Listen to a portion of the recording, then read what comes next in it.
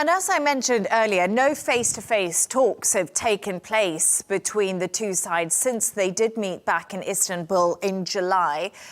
And we must remember, as you said, the war grinds on and Russia is gaining territory in southern Ukraine and Pokrovsk as the war just continues and the death continues.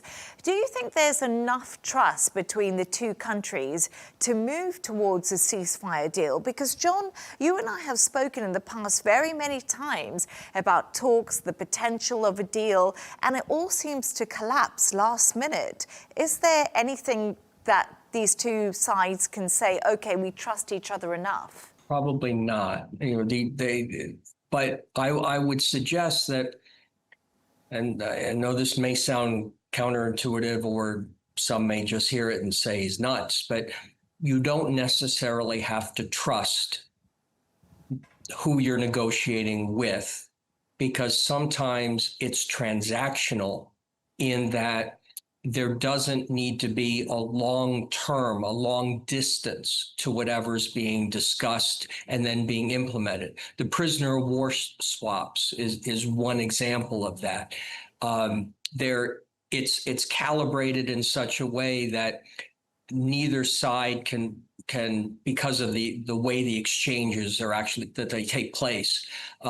Neither side has an interest to sort of screw around with the other side. Mm-hmm. But on the bigger issue, i.e. the ceasefire that President Trump has wanted since a year ago, it's become more of a heavy lift, and in part because there have been 3 opportunities thus far this year where there could have been a ceasefire, not necessarily long, but there could have been one that President Trump could have said, okay, I did it.